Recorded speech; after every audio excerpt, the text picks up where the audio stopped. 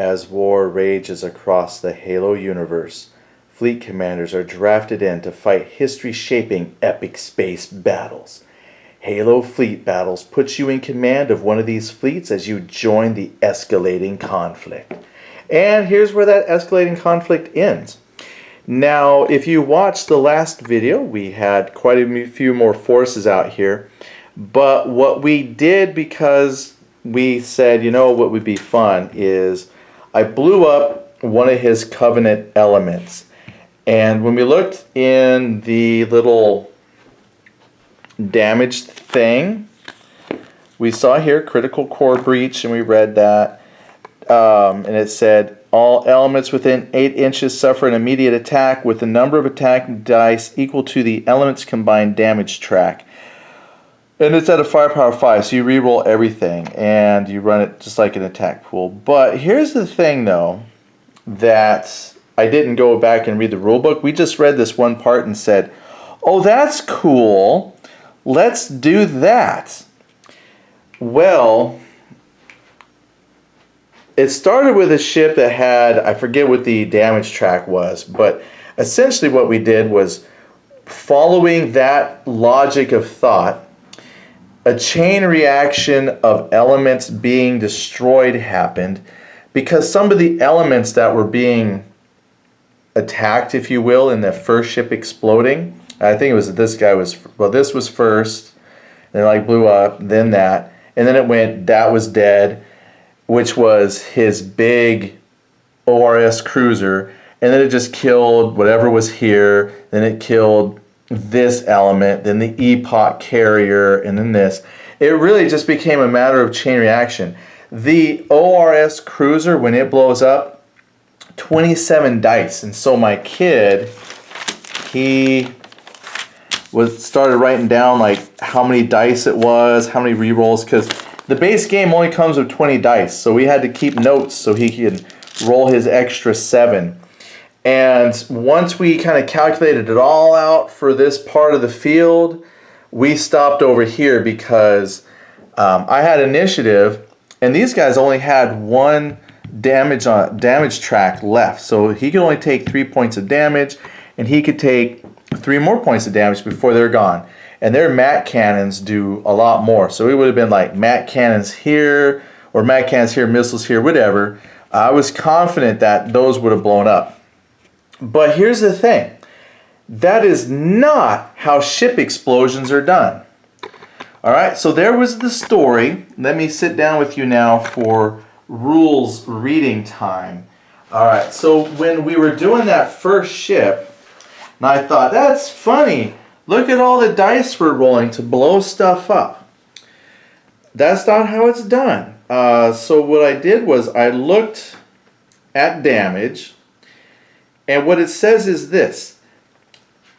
When you destroy a ship with boarding parties, and they roll for that critical breach through either the countdown timers, because you can place bombs on a ship, well, if they accumulate enough of those countdown timers, or you score that critical hull breach as an immediate result of your boarding party actions, that's when it immediately explodes and does all that damage to an 8-inch radius. See, that's the part of the story I didn't tell you, is it's out to an 8-inch radius. That means it's pretty far.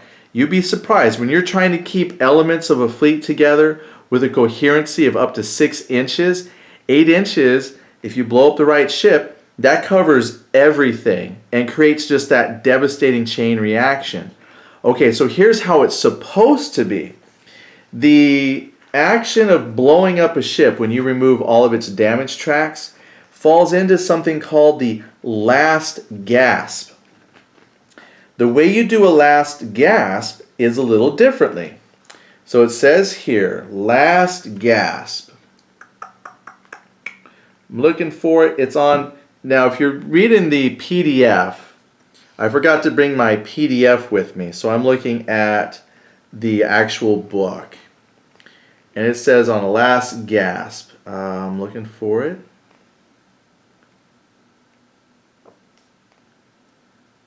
Oh, sorry, last gasp roll. See page 29. Okay, I'm getting there.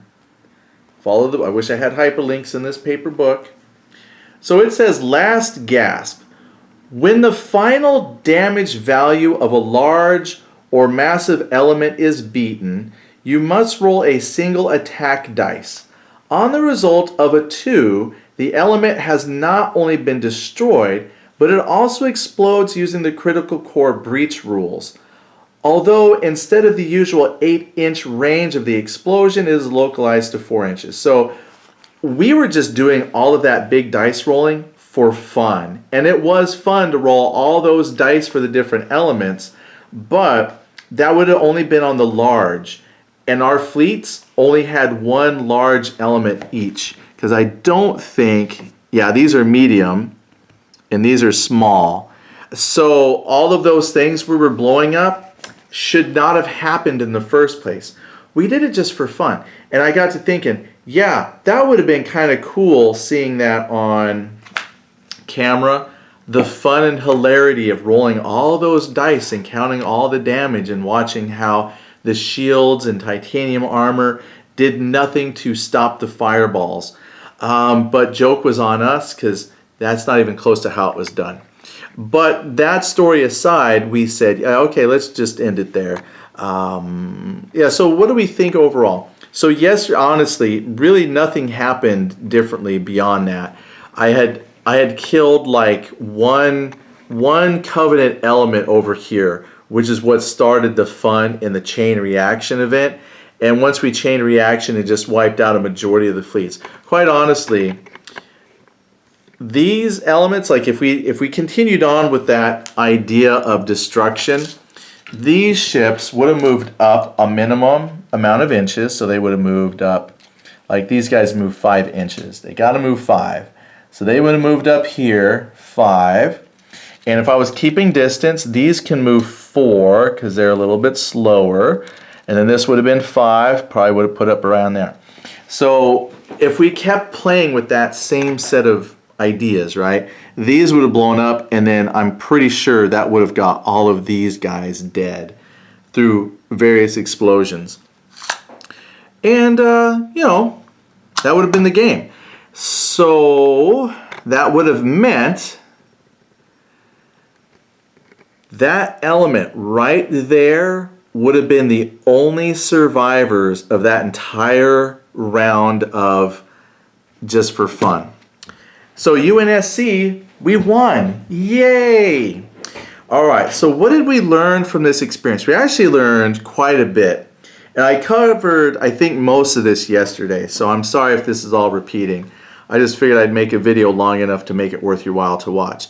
All right, so what we learned was, A, when creating your battle groups, it's one capital ship and a minimum of one non-capital ship, up to a battle rating of 6. So 2 of my big battle groups I had were wrong. Those would not have existed.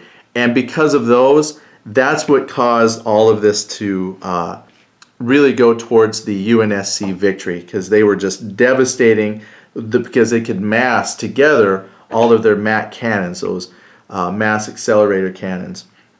So that right there made a difference. 2, ships don't explode like that. It actually takes quite a bit to make the ship explode, and it's only the big ships that do that. Let me look here. I'm curious on the critical breach thing. Yeah, it just says the large or massive. So if I did that as a boarding party action, let's see here. Of course, you can't see the book. You're just listening to me talk, which I'm fine with that. Yeah, so if you're... Yeah, so if you were doing the boarding result table, which is right here. So if your boarding party did its thing, 13 plus critical core breach. And there's different rules that will have you modify your successes and score that you get. And then it says 13 plus is the critical.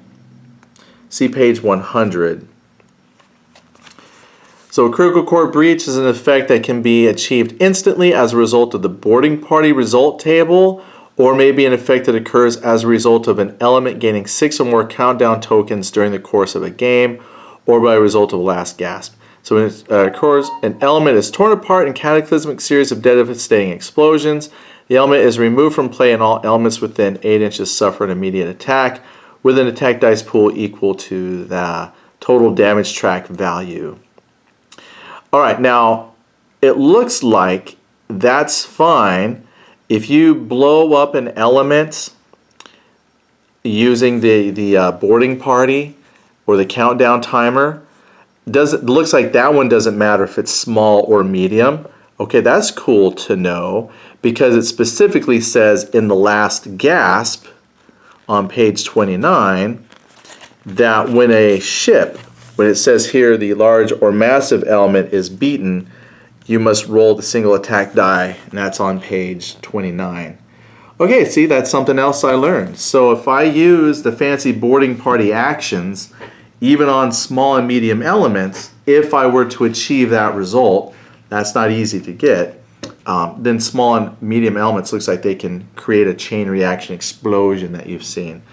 That's 8 inches, and that theoretically could have happened then, but past that first explosion, it probably wouldn't have gone any further because small and medium elements don't continue to explode. Once they're gone, they're done. Only if it happened in the boarding party action. So that's interesting. Yeah, and what we learned too beyond that, just specific little rules like that, was just how fun this is. This is actually a really, really fun game. And we're sad that it's gone. We were really hoping, I'm still looking to see if I can buy more, but honestly there's enough here that with just the base box, I think we could probably still play, like if we go back and do the Fall of Reach campaign, we can do the entire Fall of Reach campaign, add in all the elements like the aircraft boarding parties, and we'll still get quite a bit of play out of it. In fact, what I'm thinking of doing is stealing some ideas from the game Drop Fleet Commander.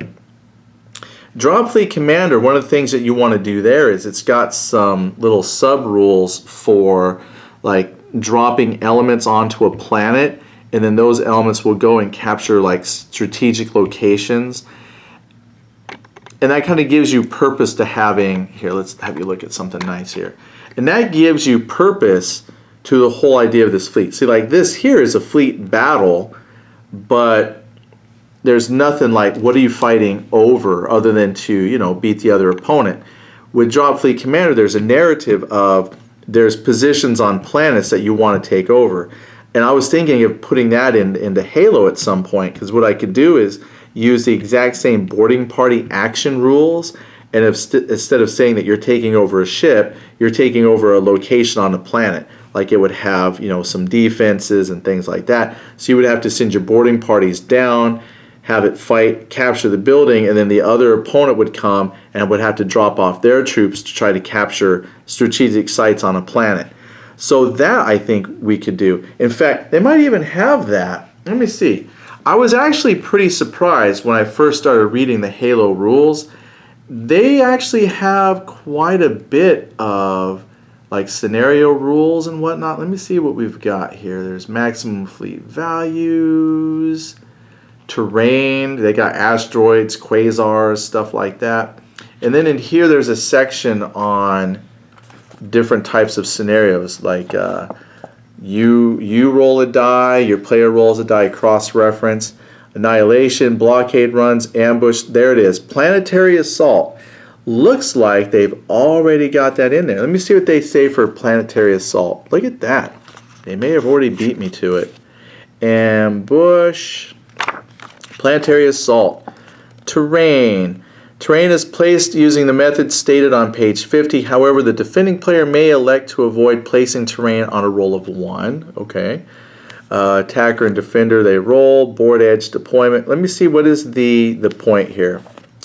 The planet placed by the defender may be invaded, quote unquote, by the attacker if the attacker can keep a large or massive capital element within 4 inches of the planet for 2 turns, or if the attacker can keep a medium capital element within 4 inches of the planet for 3 turns. Okay, so you don't actually send things down. It just says 10 victory points can only be scored once. So if you keep your element there for that many turns.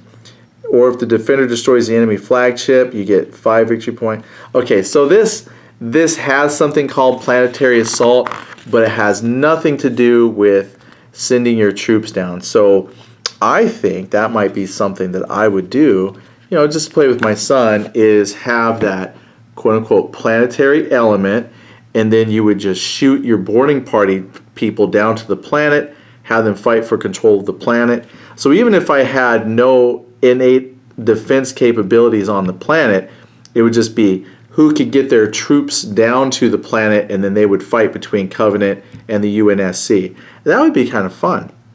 So even though there's not, you know, I hate to say, even though the game is dead, you can still play it if you can find a box set, or if you have a box set. The game is still playable, and it still has quite a bit that you can do. And like I said, I'm going to see about one day, I'm looking into that Facebook group and seeing what it takes to order more ships. I have a pretty good selection. There are some weird, like, other ships I've seen, and there's Mac platforms and things that you could get.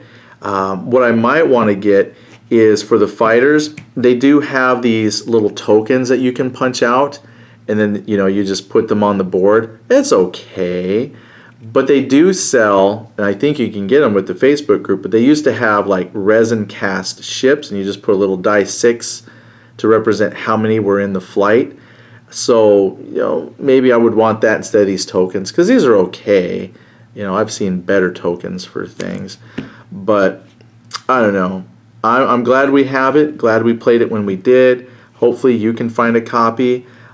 Because there's a lot of good gaming left there if you can get your hands on it. Anyway, thanks for tuning in. Sorry there wasn't really much for a battle report, just me kind of rambling about wrapping the entire session up. Had I just been patient, I could have tacked this on to the first video, but here's a second video for you, and enough of me talking about stuff that it's not, you know, just 5 minutes of your time. Anyway, thanks a lot. I did talk to my son. He does want to give Drop Fleet Commander a go. So I'm currently rereading the Drop Fleet Commander rules, and we're going to play it, but again, it'll probably just be as in a summary, you know, after each turn. But it looks like Drop Fleet Commander will be the next thing to hit the table that my son and I play. All right, thanks everybody for tuning in. We'll talk to you later. Bye.